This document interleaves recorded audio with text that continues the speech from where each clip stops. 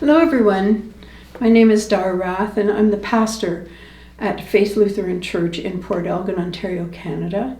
And each week I bring you a story, a message. Some of them are funny stories and some of them just give you something to think about. And that's the case in this story for today. And it's from a book called Flowers in the Wind by Robert Coos. And the title of the story is A Gift of a Letter. Today we see how one gift touched an old man's life in a very special way. His story is called A Friendly Letter. Mr. Morgan was a patient in a nursing home in Austin, Texas. He was crippled by age, he was defeated and forgotten. Mostly he sat grimly waiting to die. His pastor, who visited him regularly, had practically given up trying to cheer up Mr. Morgan.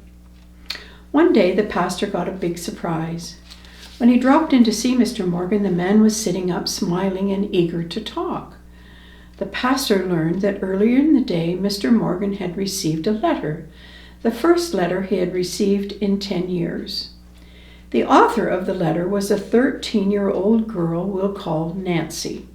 Nancy wrote letters to people who were lonely like Mr. Morgan. Nancy reported that she first got the idea of sending letters one day while she was visiting her grandmother. On that day, her grandmother told Nancy that she loved receiving Nancy's letters because they made her forget how lonely she had been ever since her husband had died. Before that visit, Nancy had never thought of her grandmother as being lonely. Soon she began wondering how many other lonely people she could help by a friendly letter. So from churches and nursing centers, Nancy collected names of elderly people who had no relatives or friends and began writing to them. In her letters, she spun lively tales of her family and school, and soon Nancy had 17 correspondents. Another one of Nancy's adopted friends was a woman 78 years old who had lived by herself in isolation for 15 years. When she received Nancy's letter, the woman realized what a sour and shriveled life she had developed. The woman made up her mind then and there that if someone Nancy's age thought she was worth writing to, it was not too late to start living again. Then one of Nancy's correspondents began seeking out other lonely people to write to. Nancy thought, wouldn't it be marvelous if each person in the world would look for one lonely person to care about, and then there wouldn't be enough lonely people to go around. From Nancy's story, we learn a couple of things.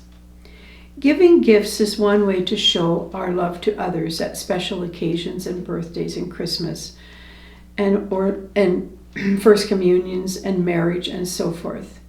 Of course, spontaneous gift giving is also a loving gesture for no special occasion except to say, I love you or I appreciate you. Robert Coos writes that most profound gifts are those that don't cost a great deal of money. In today's story, for example, we see how a simple letter banished loneliness from the spirit of a man who had been devoid of joy, and how it gave an elderly woman a new lease on life.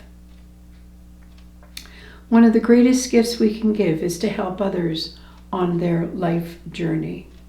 So think about things this week that you can do to brighten up people's lives, especially people who are lonely and alone and isolated. So that's the story for this week. Thanks for taking 5, and blessings on your day.